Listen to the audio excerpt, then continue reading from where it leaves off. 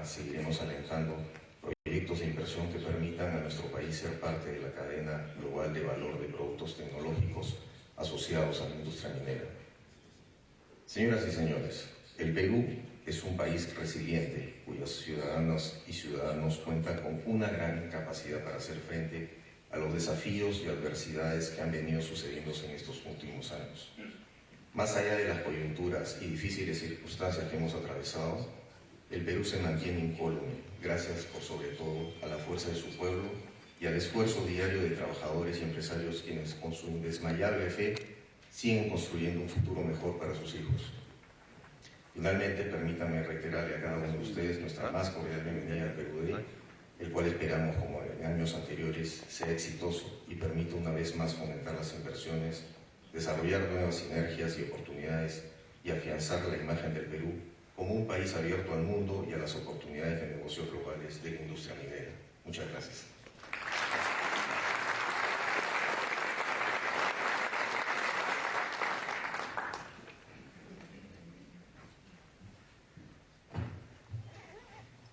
Muchas gracias, embajador Rodríguez. Por favor, acompáñenme a darle la bienvenida a Jorge León Benavides, presidente de la Cámara de Comercio Canadá-Perú.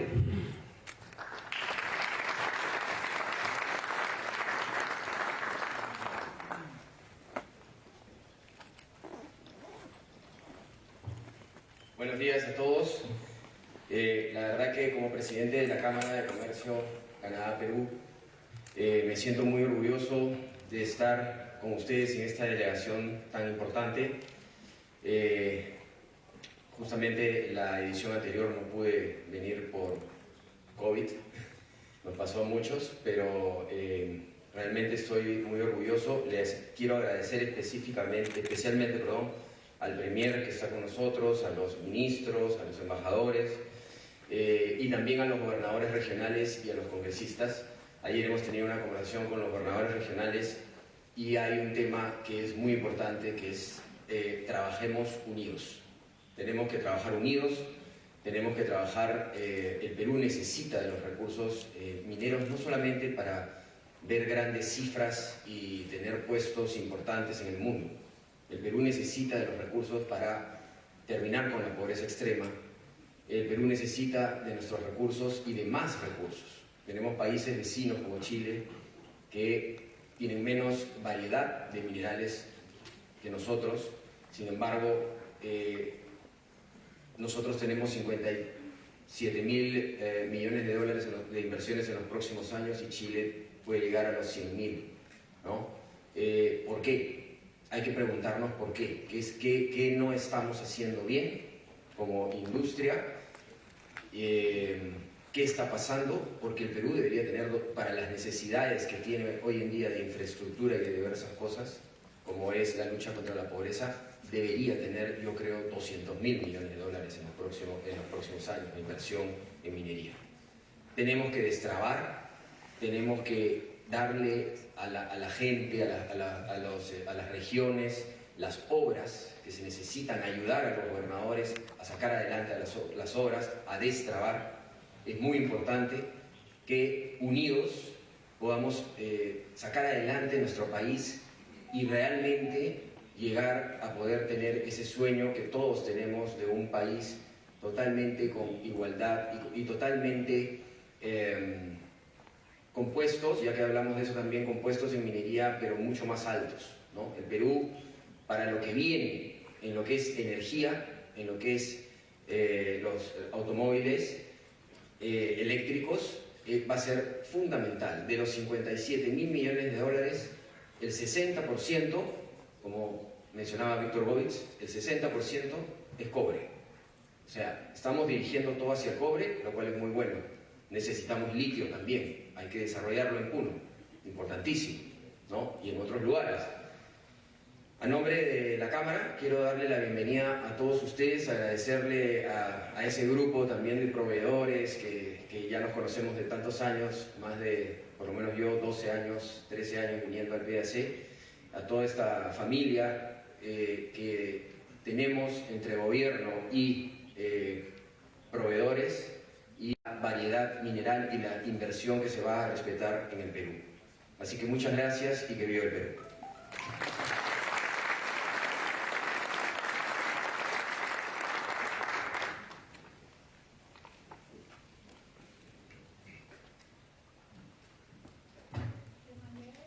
Muchas gracias, Jorge León. A continuación, iniciamos el bloque 1, titulado Impacto del contexto sociopolítico en la economía y minería peruana. Invitamos al doctor Julio Velarde, presidente del Banco Central de Reserva del Perú. Bienvenido.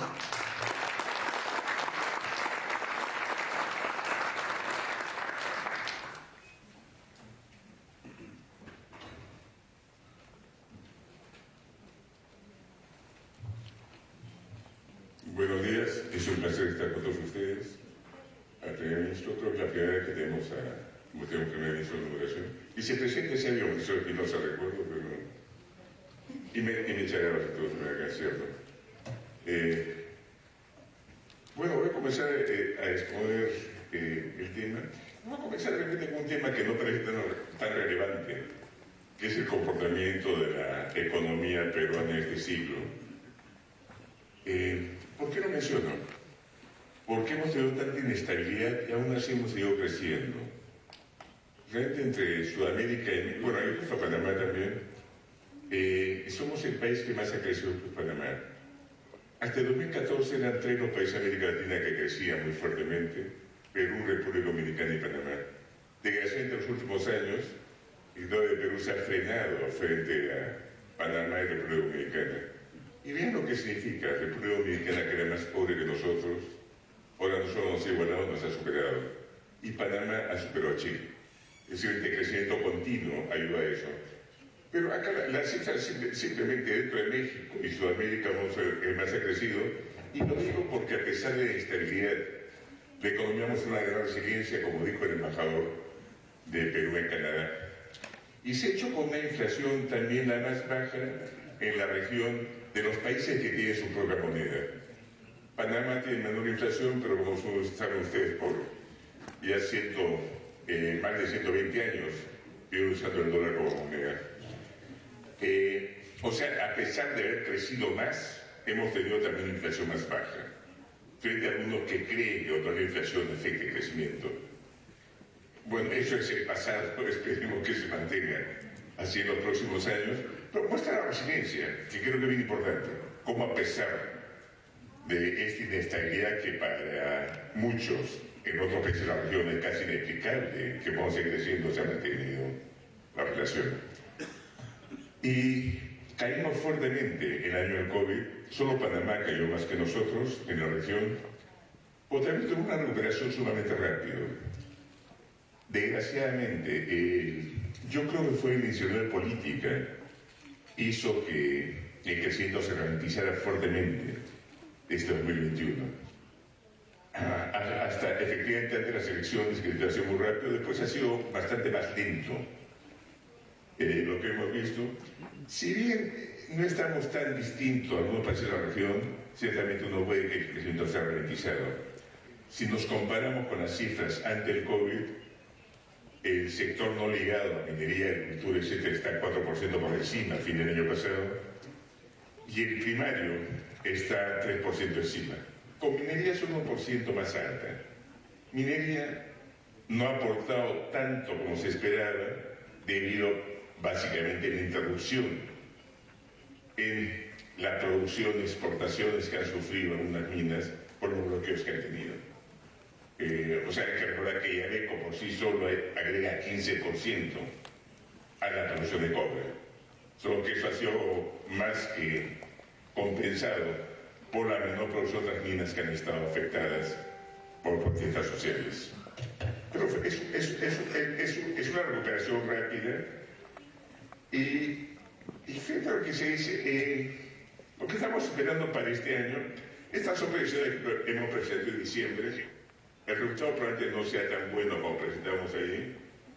Ya estimamos que el impacto de las protestas en diciembre ha sido casi 1.4% del producto. En enero más de 4 en todo caso. Enero ha sido un mes de muy buen crecimiento en estas proyecciones. Desgraciadamente, con este impacto de las de la proteína de manifestación que afectan no solo a las zonas del sur, sino a través del comercio afectado realmente a otras regiones. Íbamos a crecer algo más de 3, más bien decrezcamos 1,4 de enero. En febrero queremos que sea bastante mejor, pero bueno, vamos a ver. Esta es la proyección de diciembre, las nuevas las publicamos en 2 semanas, pero vean, estamos esperando, a pesar de eso, que dado el aporte que ya Yabeco y si la producción minera se puede normalizar, esperando incluso todavía interrupciones, lo que se normalice en gran medida, el sector primario crecía 6,3%, que ayudaría mucho a esta recuperación. El no primario más bien crecería solo 2%. El no primario está manufactura, comercio, servicios, etc., ¿no? Bueno, ahí tiene la producción de cobre, estamos esperando 2,7 de producción. Ya mencionó Carla Martínez la importancia de diferentes metales en el mundo, no pasa de eso, pero hemos tenido una fuerte expansión de producción de cobre el año pasado desde que Yabeco, y ojalá que estos proyectos que mencionó Jorge Benavides se materialicen, y ojalá que incluso sea un volumen más grande el que se dé de proyectos futuros. Si vamos por el gasto, lo que va a ayudar al crecimiento este año va a ser el consumo, que si va a crecer menos que el año pasado, crecer todavía 3%. Inversión sí esperamos que crezca solo ligeramente, arriba a 1%.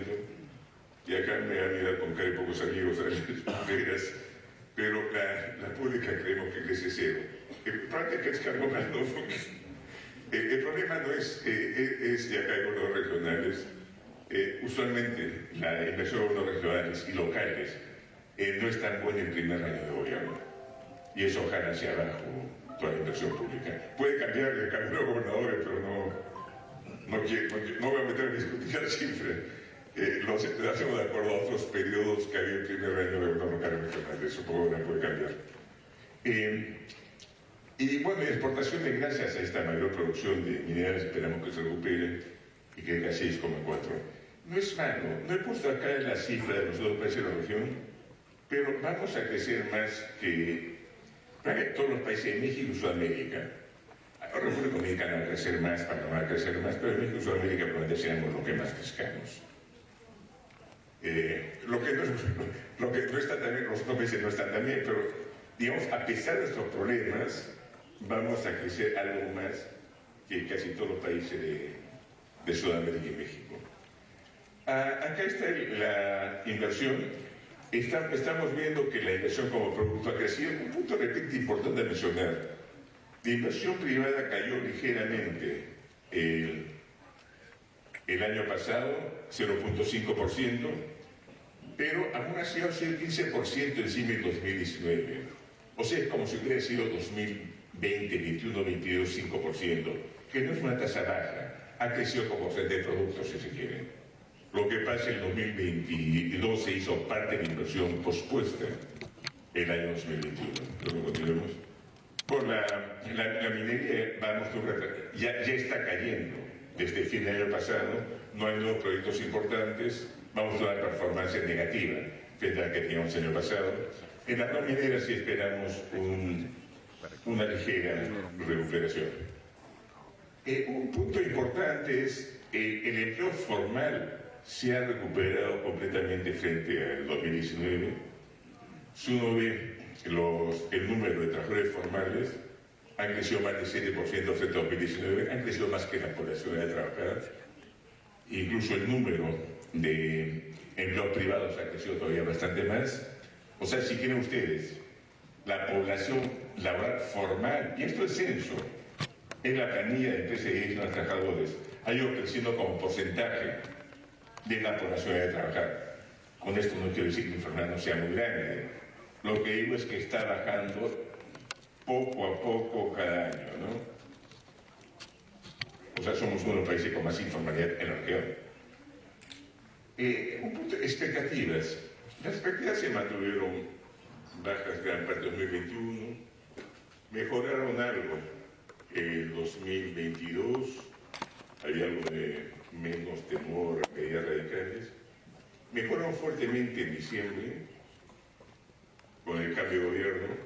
En enero bajaron, en parte por las protestas, y ahora que han amainado, en febrero nuevamente se han recuperado las expectativas tanto de qué va a pasar con la economía, del sector, de la empresa. Está en un terreno más optimista que antes. Todavía están bajas frente a periodos anteriores, como puede verse. Si uno ve lo que ocurría a comienzos del 2021 o a fin de 2020, pero hay una mejora sustancial frente a los meses anteriores, frente a la que había hace 6, 7 o 10 meses. Lo interesante es los últimos 3 meses, ¿no? Como sube, baja y nuevamente sube. En febrero, cuando se calman, disminuyen las protestas. Exportaciones están bastante menos de lo que esperábamos hace un año, pero aún así tiene un nivel importante. El año pasado hemos terminado con 65.000, casi 66.000 millones. Este año esperamos algo parecido.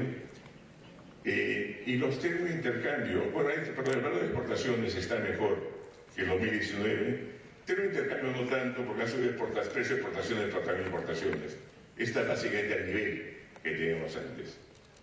En parte por esta menor exportación de cobre, por la caída del precio mineral el año pasado, por menor turismo, hemos tenido un déficit de cuenta corriente más alto el año pasado, que esperemos que baje este año y el próximo.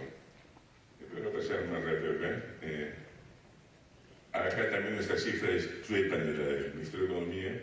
Pero estamos una cosa interesante es que tuvimos un déficit de 8,9 en 2020 y terminó siendo solo 1,6 el año pasado.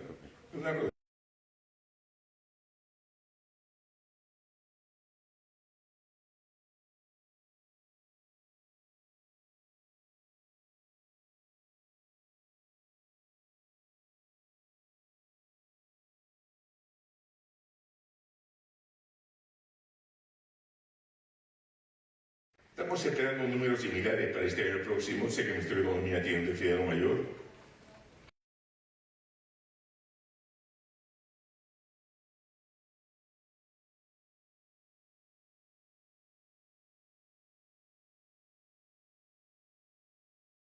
De 3 a 4,4, pero 4,4 es un número todavía, o 5,8 el año pasado, disculpen. El 2021 fue 4,4, es una cifra todavía bastante alta, que sigue un montón de problemas. Gran parte de los temores con respecto a Brasil es que no contra su déficit.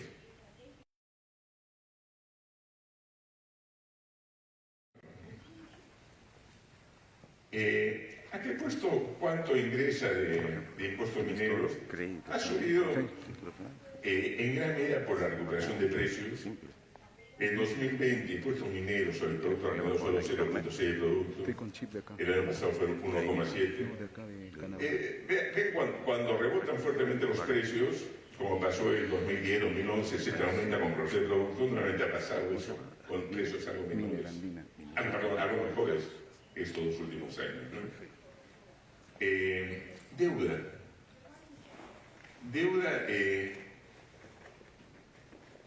Antes, en un momento, Chile tenía menor deuda sobre el producto que nosotros, también Panamá en el momento. Ahora, dentro de México y Sudamérica, vamos a ser el país que menor deuda tiene sobre el producto. El 2020 fue 34,6, el 2022 subió un poco y el año pasado está incluso debajo del nivel de 2020, 34%. Tampoco es porque ha sido bastante crecimiento del PIB nominal, o sea, si quiere del numerador, más que el menor, pero eso pasa en todos los países. Y somos realmente el país que tiene mejor perfil de deuda sobre el producto. Porque a pesar que nos pongan aulos negativos las calificadoras de riesgo, lo que sea la capacidad de pago, cuando ve el déficit que tenemos, el tamaño de deuda que tenemos, uno ve realmente que no hay razón para bajar la calificación. O sea, lo que están viendo es si el país puede o no pagar su deuda, y cierta de los números muestran que el país sí puede pagar su deuda, ¿no? Pagar la deuda es importante porque creen que uno va a pagar la deuda de préstamo. Entonces, o sea, mantener su perfil crediticio. Y después me hace un momento, no, dejamos pagar la deuda, no, sí, pero después no nos prestan. Por eso todos los países tratan de mantener su calificación, ¿no? Por la tasa de interés hemos venido subiendo 18 veces. Todavía más baja que el resto de la región, pero creemos que con este nivel o muy próximo, en todo caso, va a poder controlarse la inflación. La inflación en enero fue 0,23, en febrero 0,29, a pesar de las protestas. Estoy hablando de Lima, en ciudades y provincias ha sido más alta. Digo Lima porque hay mucha variabilidad presente por las protestas en diferentes ciudades. Esto es 0,52 en un bimestre, de un poco más del 3% al año, y ya está bajando. Marzo sí por educación, la estación va a subir, pero esperamos que vaya bajando 3 o cerca de 3, en todo caso a fin de este año. La tasa está en 7,75 y descontó de inflación, bueno, no voy a meterme tanto en eso, está encima de 3. Acá puede verse más claro las cifras. A pesar que la gente dice que puede subir mucho la tasa, mire Colombia está en 12,75, Chile 11,25, México en 11, Brasil en 13,75, y uno me podría a Centroamérica, a toda país. Y si es una situación fluente, que tenemos que subir la tasa, pero la tasa está en menor nivel que en otros países de América Latina, y creemos que ese nivel, en todo caso, por ahí, es donde tenemos que estar para controlar la inflación sin causar una recesión en la economía, ¿no? Continuamos. El tipo de cambio ha sido bastante estable. Obviamente tiene una presión depreciatoria. El 2021 fue la mayor fuga de capital de la historia, pero no que sacaron su plata, casi 8 puntos de producto. No solo eso, sino incluso con gente que mantuvo su plata en el Perú, muchos se fueron de soles a dólares, de una presión cambiaria sumamente alta. Pues el año pasado fue una de las pocas monedas que se fortaleció frente al dólar. El euro perdió 11% de su valor, el yen perdió 20% de su valor frente al dólar. Las únicas monedas que crecieron fue el peso mexicano, el brasileño, el sol peruano y el rublo ruso. O sea, solo 4 monedas de más de 100, si quieren ustedes, que llegaron a fortalecerse. Este año sí varía, depende de qué se piense. Estados Unidos varía mucho y ahora sí, en este año hay muchas monedas que están fortaleciendo, ¿no? Frente al dólar. Pero lo importante es que ha sido bastante estable en este siglo. Pues subió 40, después baja, pero si uno lo compara con el 2000, ha sido bastante estable. Las reservas son bastante altas, son 74.000 millones de dólares, comparado con los otros países, como de productos son las reservas más altas. Esto permite que el Banco Central intervenga y no se dispare el tipo de cambio porque se ve que hay munición detrás. No, pero estoy diciendo mal un poco, pero la inflación es nuestro problema, no solo nuestro problema, es el problema en todo el mundo. Estados Unidos probablemente va a subir todavía 3 veces su tasa, bueno, 25 puntos básicos. Europa probablemente suba todavía más las tasas de interés en lo que resta el año. Vamos a ver qué pasa, pero es un problema, esperemos que se esté controlando, está comenzando a caer tiramente y espero que este marzo se acentúe esta reducción. Bueno, acá he puesto los índices que crecen más de 3%, se han mantenido casi estable, y un gráfico, en supermercados y tiendas hacemos el tracking de decenas de miles de precios realmente, y cada vez son menos los precios que suben más del 9%. Pero bueno, estamos esperando 3% terminar el año, con esto que ha subido un poco los precios enero, febrero, por un poco esta protesta puede ser ligeramente más, pero probablemente si no es 3 será 3,1, 3,2, pero 3 todavía. Y para 2024 2,4%. Y ahí me quedo. Muchísimas gracias.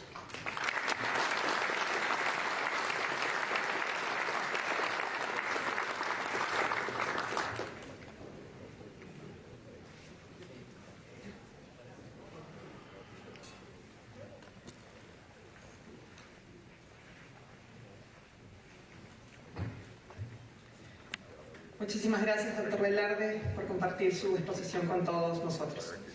Ahora pasamos al bloque 2, titulado Desarrollo minero en el contexto sociopolítico. Así cerramos el primer bloque del Perú Day. Y el presente bloque consta de 2 partes. Primero tendremos el panel en el cual participarán destacados representantes del sector privado minero del Perú. Y luego de ello, el señor ministro Oscar Vera, ministro de Energía y Minas, bienvenido, expondrá sobre el tema. Entonces, a continuación, invito al escenario a Noy Sparch, gerente senior de Relaciones Institucionales de Southern Peru Copper Corporation, a Julia Torreblanca, vicepresidenta de Asuntos Corporativos de Sociedad Minera Cerro Verde, Diego Ortega, vicepresidente de Asuntos Corporativos y Sostenibilidad Anglo American Perú, y a Carlos Castro, gerente de Asuntos Corporativos y Desarrollo de Negocios de Minera Las Bambas, quien será el moderador de este conversatorio. Bienvenidos a todos ustedes. Adelante, por favor.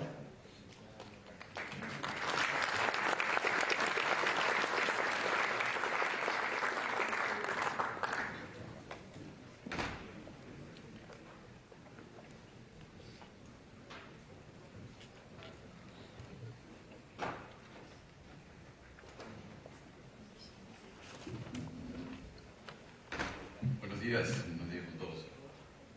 Señor Premier, señores ministros, buenos días, presidente del banco, embajadores, ¿cómo están? Buenos días. Es bueno encontrarnos acá nuevamente con inundaciones chalinas peruanas aquí en Toronto, con todos. Bueno, el contexto sociopolítico es muy relevante para hacer negocios en cualquier parte del mundo, sin duda. Por donde siente la Cámara. En el Perú la conflictividad ha alcanzado niveles muy elevado, no solamente en el último año, es un efecto acumulativo que hemos tenido viviendo. Y para eso venimos a conversar ahora. En esta mesa tengo el honor de tener en compañía grandes representantes del sector minero, cuyas empresas representan cerca del 50% de la producción de cobre en el Perú. Es una opinión importante a tomar en cuenta. Y les voy a pedir a cada uno muy brevemente que puedan presentar, si les parece, a sus respectivas empresas en un minuto. Empezando por favor con Nuria. Gracias, Carlos. Buenos días con todas y todos. Southern Perú es una empresa que está establecida en el Perú desde el año 1960 y empezó a operar la mina de Toquepala en 1964. Actualmente operamos 2 minas de cobre molibdeno a cielo abierto y tenemos un complejo metalúrgico que nos permite producir cobre refinado. Somos la única empresa que exporta cobre refinado en cátodos, sulfuros y metales preciosos. Nuestro compromiso de inversión para los próximos años es de $8.700 millones, que incluyen no solamente la ampliación de Cuajone y otras inversiones en nuestras actuales operaciones, sino además entrar en producción en 3 otros proyectos. Uno, los Chancas en Apurímac por $2.500 millones, que agregaría 130.000 toneladas de cobre y 7.5 mil toneladas de molibdeno. 120.000 toneladas de cobre en Tía María por $1.400 millones, y finalmente el caso de Michiquillay, que ya estamos en la fase de confirmación de encontrado, 225.000 toneladas adicionales con una inversión de $2.500 millones. Gracias. Gracias. Diego, por favor. Sí. Buenos días a todos. Bueno, con mucho orgullo presentar que Yabeco, mencionado hace un momento, una inversión de $5.5 billones ubicada en la región de Moquegua. Este es un joint venture entre Anglo American y Mitsubishi que confiaron en el Perú para realizar esta inversión. Que hoy podemos decir que estamos en operación, estamos optimizando la operación. Es una operación cuyo modelo está para desarrollarse en 36 años, pero confiado en que definitivamente vamos por más, para buscar más oportunidades en el país. Es una operación en la que confiaron y trabajaron 29.000 peruanos para poder construir Yabeco dentro del plazo de 4 años y dentro del presupuesto que se estableció. Y finalmente permite que Yabeco iniciar y nace con una serie de componentes que hoy día vemos que el sector minero está implementando progresivamente. Tenemos la suerte de nacer con autonomía, en el sentido de que tenemos 28 camiones autónomos que hoy día nos permiten trabajar de manera segura en el Tajo. Tenemos perforadoras autónomas también, tenemos 100% la digitalización que permite integrar procesos y también tener hasta 6 horas de predictibilidad, cosa que es sumamente importante. Y finalmente empezamos también una operación de esta envergadura con fuentes de energía renovables. Pero lo más importante es que tiene un buen balance con nuestro plan de minería sostenible, que lo que busca definitivamente, con data dura y de manera objetiva, realmente entender cuáles son esos impactos que nosotros podemos generar hacia afuera en toda la región de Moquegua y definitivamente que beneficie al país y genere más inversión todavía. Gracias, Diego. Julia, por favor. Muy buenos días, señor primer ministro, señores ministros, viceministro, embajador. Gracias por estar acá. Para nosotros es muy importante que compartan con nosotros esta información. Comentarles que Cerro Verde está en Arequipa desde los años 1800, fue descubierta por los españoles, luego Anaconda Mining se hizo cargo de la operación y en 1970 el minero Perú crea la unidad de producción Cerro Verde. Desde entonces ha desarrollado la tecnología de lixiviación y flotación en nuestras operaciones, siendo cada vez una operación de más importancia. En los últimos, desde el 2004 a la fecha, hemos invertido más de 7.000 millones de dólares en inversiones de capital en Cerro Verde, haciendo de nuestra operación una operación de excelencia mundial. Ha sido la primera empresa en desarrollar un complejo de concentradoras de un solo golpe, como se dice, siendo hoy día la quinta en capacidad instalada a nivel mundial. Y estamos en Arequipa, la Ciudad Blanca, que además nos alberga y con la que hemos logrado construir el Círculo Virtuoso del Agua. Lo pueden visitar, ya lo hemos presentado anteriormente, y estamos orgullosos además que esa inversión en agua potable, en más agua en las alturas, en desagüe y limpieza del río Chili, nos haga y nos permita a nosotros trabajar todos los días de manera sostenible en favor de muchos arequipeños. Tenemos casi 5.000 trabajadores en planilla, más o menos 3.000 contratistas que trabajan con nosotros todos los días y más de 60.000 familias arequipeñas beneficiadas gracias a Cerro Verde. Somos la primera empresa en haber obtenido el marca Cobre, que además comprueba que nuestra operación es 100% segura y responsable desde que la planificamos hasta que vendemos nuestro mineral en el exterior.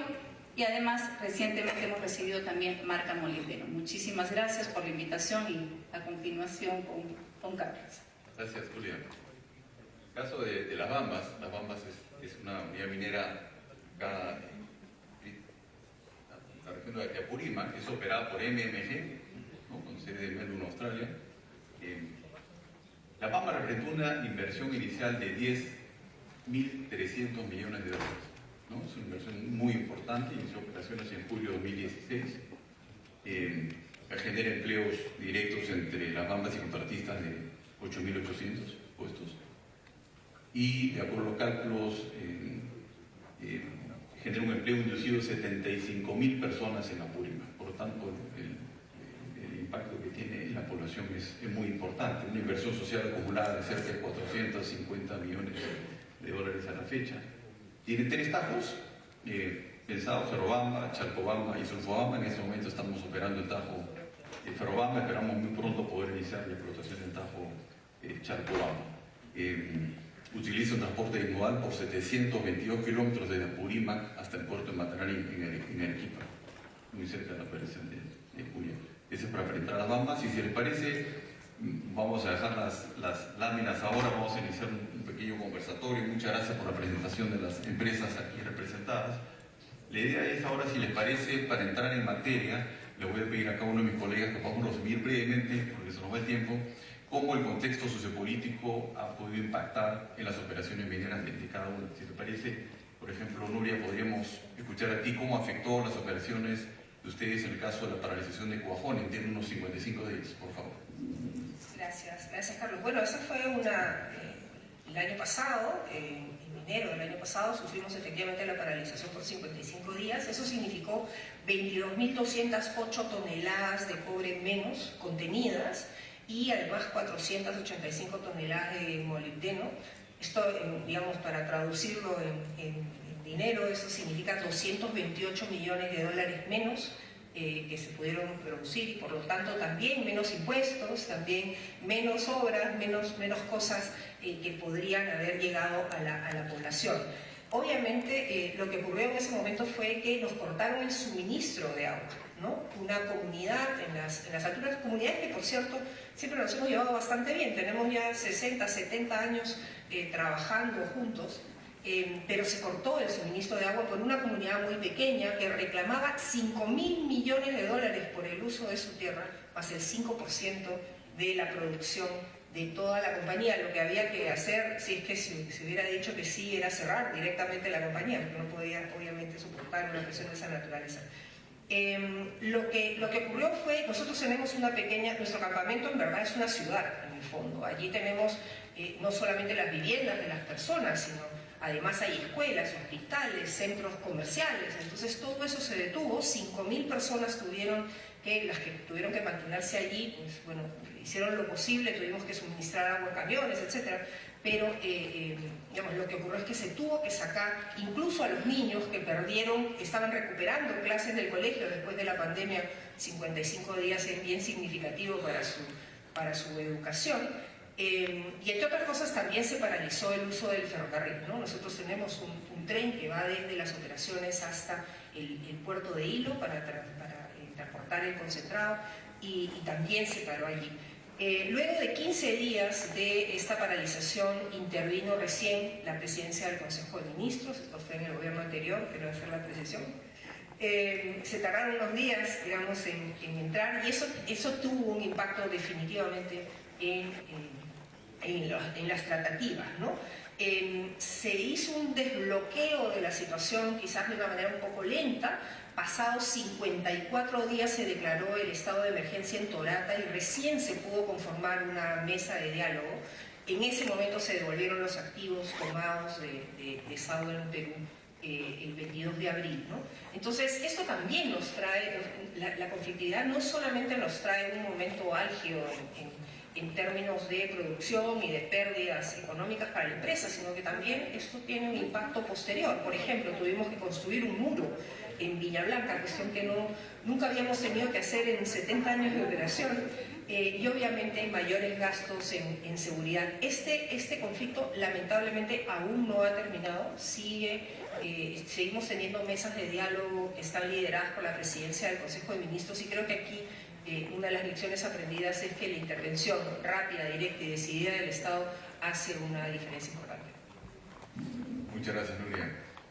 Diego, que ha sido el megaproyecto minero que más recientemente inició operaciones. Cuéntanos, por favor, cuál ha sido el impacto, el contexto sociopolítico para iniciar operaciones, por favor. Bueno, definitivamente nosotros empezamos a operar el último trimestre del año pasado. Estamos en pleno proceso de optimización, como comenté, y la confianza creo que es el tema del que tenemos que resaltar. Hubo mucha preocupación, hay mucha preocupación, obviamente, por la inversión que hemos hecho en un momento en el que estamos terminando de poner a punto nuestra operación. Pero definitivamente hay un tema que tenemos que entender. Los mineros sabemos gestionar riesgos y hemos gestionado correctamente los retos que hemos enfrentado por los últimos 25 años siempre. Pero lo que necesitamos definitivamente es ese acompañamiento, esa presencia, ese conocimiento de un gobierno central que supervisa nuestra actividad como gran minería. Eso es importante, porque aquí se trata de poder generar confianza desde las regiones. Hablar de miles de millones de dólares en una cartera de proyectos, por supuesto, es sumamente importante, es sumamente atractivo. Las reservas que tenemos, el recurso que tiene el Perú es inmenso. Pero necesitamos generar confianza desde las regiones. La presencia, pero no solo presencia, sino conocimiento y acuerdos de desarrollo que puedan empezar a cerrar brechas. Yo creo que los empresarios mineros demostramos todos los días que conocemos perfectamente cuáles son esas brechas y hacemos mucho más allá de nuestro rol. Y siempre buscamos hacer. En nuestro modelo de negocio, el factor social, el factor de desarrollo, el factor de sostenibilidad tiene un peso enorme. Pero aún así tenemos que seguir generando confianza con nuestros accionistas y tenemos que seguir generando confianza en el Perú. Pero nuevamente, somos una actividad, sobre todo en gran minería, supervisada por el gobierno central, y esa presencia tiene que ir con conocimiento. No necesitamos más estudios. En 2019 salió el estudio de cierre de brechas en infraestructura en el Perú. Están ahí, se sabe perfectamente lo que se tiene que hacer. Entonces, hagamos más eficiente ese uso de los recursos que se generan con la minería, generemos más confianza pero lo más importante es esa presencia tan importante, esos acuerdos tan importantes entre la región, los gobiernos locales y el gobierno central. Así que eso esperamos como inversionistas, eso esperan nuestros accionistas en Anglo American para seguir buscando más oportunidades en el Perú. Excelente, gracias, Diego. A veces el contexto sociopolítico se traslada también a la gestión pública, ¿no? a la actuación del Estado. Tal vez Julia nos pueda comentar si en el caso de ustedes ha habido un tipo de afectación, por ejemplo, en los trámites, en las gestiones de permisos del Estado. En realidad, durante el año 2022, como saben, nosotros hemos tenido varios cambios de autoridades, de ministros, y en algún momento, efectivamente, los trámites han tomado más tiempo de lo que uno esperaría o el TUPA indica. Sin embargo, gracias a la gestión de Energía y Minas, se han logrado corregir muchas de estas demoras. ¿Qué ocurre? Todas las empresas necesitamos permisos, pero no solamente las que son greenfield, también las empresas que estamos en operación, y lo comentaba el año pasado en un panel, creo que el Ministerio de Energía y Minas tomó nota.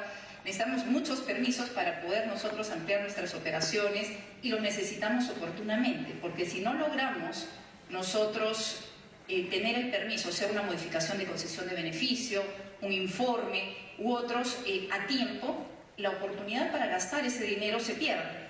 Y entonces, no dije quiénes eran nuestros accionistas, ustedes ya lo saben. En nuestro caso, Freeport-McMoRan, que es dueño de Cyprus Climax, Buenaventura y Sumitomo, más 5.6% de accionistas que transan sus acciones en la Bolsa de Valores de Lima. Entonces, si es que yo no logro cumplir con mi plan de minado, tendría que informar a la Bolsa de Valores que estoy modificando mi plan de minado o los planes de Cerro Verde. Entonces, por eso es importante el hecho de poder decir y cumplir lo que nosotros estamos prometiendo, y esperamos lo mismo de parte de nuestras autoridades.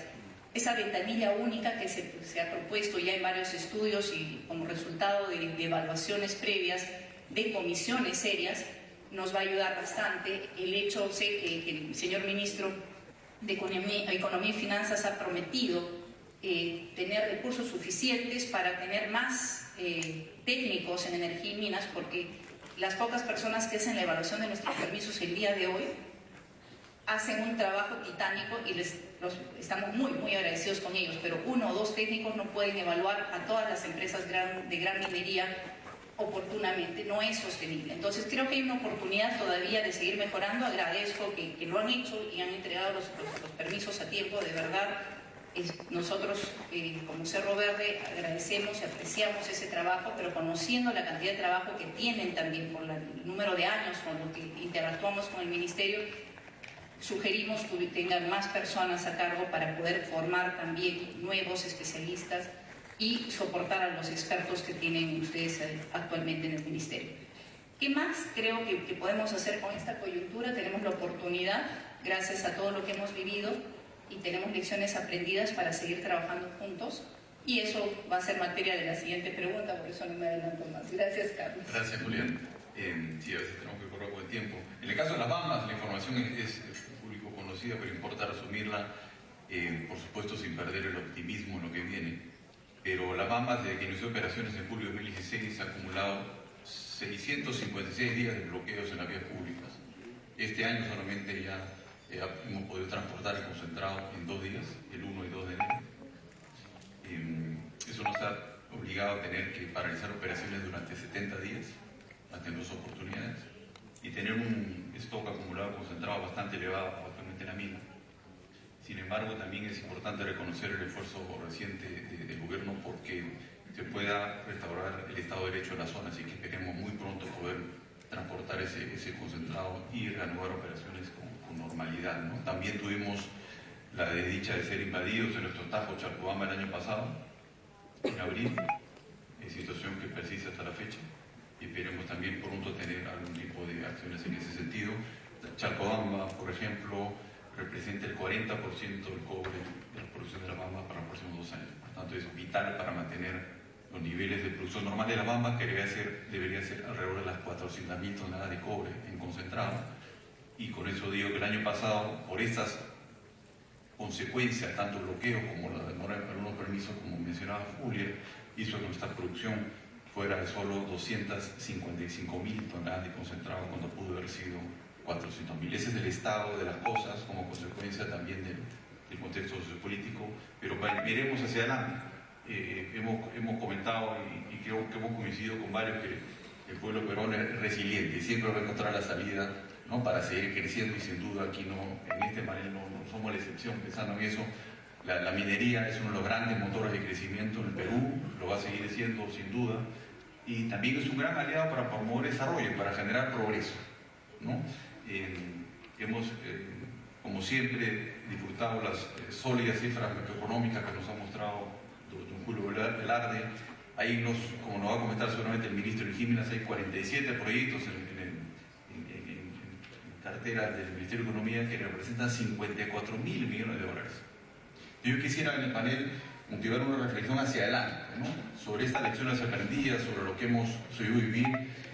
Coincido, en el sector minero estamos para grandes cosas, para pensamiento a largo plazo.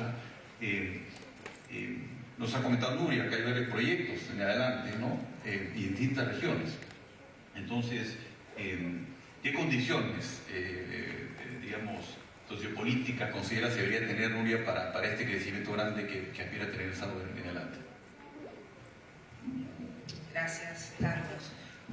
Voy a empezar diciendo algo personal. Yo he tenido la suerte de ser servidora pública, es un honor para cualquier peruano, creo yo, y también trabajar en el sector privado. Y creo que la clave para avanzar en cualquier escenario es la confianza. Y aquí quiero traer las palabras de Diego, ¿no?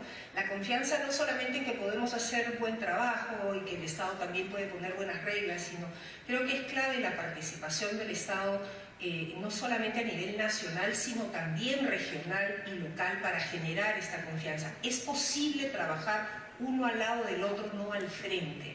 Muchas veces cuando trabajamos uno frente al otro tenemos que traducir, entre comillas, lo que queremos decir, ¿no? Es más fácil trabajar al lado. Somos buenos socios, no tenemos que desconfiar unos de otros. Quizás tenemos que hacer un mejor trabajo para generar esos niveles de confianza. Respecto a cómo hacer las cosas, creo, mejor para el futuro, yo creo que hay algunas herramientas que son bien interesantes. Ayer tuve la oportunidad de conversar con los gobernadores, el vicegobernador, respecto a la importancia, por ejemplo, de herramientas como las obras por impuestos. Una herramienta que es súper útil para la autoridad, y aquí hablo con este sombrero de funcionaria pública. Cuando uno es funcionario público, que alguien más se encargue de hacer las obras, le facilita muchísimo el trabajo futuro. No está preocupado por lo que va a pasar en los siguientes años, porque es la empresa la que hace la inversión, obviamente con la plata de la región o de la localidad, pero le da seguridad también a la autoridad. Entonces es un súper mecanismo, un mecanismo bien interesante que puede ayudar muchísimo a la gestión. Esta mañana teníamos la oportunidad de conversar con el ministro de Economía y Finanzas, y le contábamos, por ejemplo, que el Grupo México, en México, estaban mirando con mucho interés este mecanismo de obras por impuestos que se ha generado en el Perú como una fórmula para adelantar inversiones, y que la gente sienta de verdad que la minería le genera una ventaja al estar en su territorio, ¿no? Y creo también que hay otra herramienta bien interesante, que es que también se puede hacer, que puede facilitar que las personas sientan que la minería está más cerca. Nosotros, fíjense lo que tenemos detrás, esto es una muestra de lo milenaria que es la minería en el Perú, pero la gente tiene que sentir que está cerca de ellos. Y creo que el adelanto del canon, por ejemplo, como un mecanismo que se puede utilizar desde el Ministerio de Economía y Finanzas, puede ser bien interesante para ayudar con el desarrollo territorial. Entiendo que Moquegua, por ejemplo, está trabajando ya en este tema, se hizo con Apurímac y se está haciendo con otras regiones. Y finalmente hay un tema que creo que es importante, y eso es un mensaje más bien para las empresas, ¿no? Y es que los trabajadores tenemos que ser embajadores de la minería en el Perú, no tener esta sensación culposa de que somos mineros, de decirlo bajito. Tenemos que decirlo con todo el orgullo del mundo. Somos parte de una tradición milenaria. Los trabajadores, en el caso de Sauron, y aquí viene la lección aprendida, fueron parte, si no, digamos, un jugador importantísimo en la solución del conflicto que tuvimos en Cuajone. Ellos fueron los que tomaron una participación. Así que orgullo con la minería peruana. Muchas gracias, Nuria. Compartimos el orgullo. Diego, luego de haber escuchado, y seguramente lo han estudiado muy bien, cómo el impacto del contexto sociopolítico puede afectar a operaciones mineras, ¿qué recomendaciones nos daría para realmente priorizar lo importante, ¿no? ¿Cómo Quellaveco se ha preparado para enfrentar esa agenda?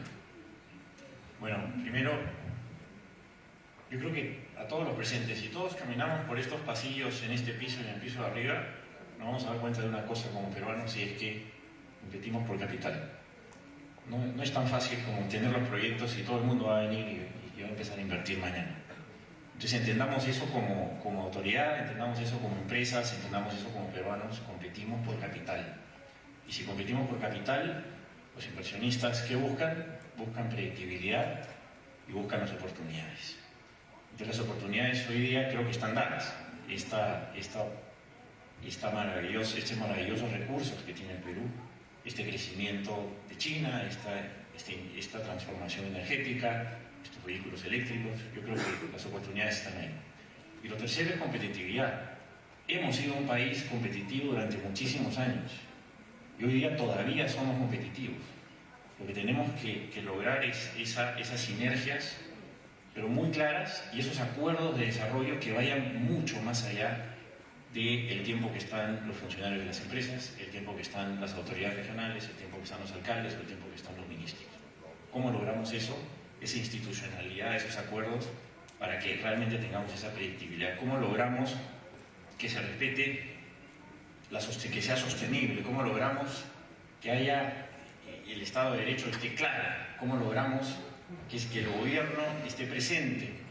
Pero repito, como dije hace un momento, que esté presente con conocimiento, que esté presente con esos acuerdos que logremos institucionalizar.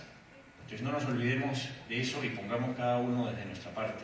Yo creo que la presencia del primer ministro, del presidente del Banco de Reserva, el ministro de Economía, el ministro de Energía y Minas, los gobernadores, creo que nos dan una señal sumamente importante justamente para competir por ese capital que tanto necesitamos como peruanos. Gracias. De acuerdo, Diego, muchas gracias. Julia, no sé si nos puedes resumir apretadamente, digamos, la visión de desarrollo que tienen en Cerro Verde. Por supuesto, sé que nos queda poco tiempo, pero quería saludar también a los gobernadores regionales presentes el día de hoy, porque les da la oportunidad, además de conocer que estamos acá, como dijo el embajador Marcot, para hacer nuevas colaboraciones. Y esas nuevas colaboraciones empiezan desde el gobierno nacional, nuestro gobierno central. El ministro Alex Contreras tiene iniciativas varias y que ya las ha anunciado, que nos va a ayudar a través de su materialización, acompañar, entiendo yo, a los gobiernos regionales para poder priorizar también aquellos proyectos que están en cartera, poder acelerar gasto y cerrar esas brechas que a todos nosotros nos interesa como peruanos cerrar. Yo que soy provinciano, ustedes me ven en el avión todas las semanas yendo a Lima, sí entiendo que tenemos que solucionar las quejas que tenemos nosotros los provincianos. No tenemos las mismas oportunidades que Lima, pero sí tenemos recursos, y esos son los recursos que nosotros queremos ayudar a gastar, y nos ponemos a disposición a fin de poder hacer esa lista priorizada, a poder ayudar con expedientes técnicos, como lo hemos comentado ya las autoridades en Arequipa. Por primera vez Cerro Verde está evaluando hacer obras por impuestos, y todo esto porque nosotros queremos seguir siendo estos socios estratégicos de la región Arequipa, seguir contribuyendo no solamente con empleo responsable, con pago de impuestos, sino también ayudando a cerrar esas brechas que todos ansiamos ver pronto reportadas, ojalá en el próximo PIDA, con un avance significativo. Gracias.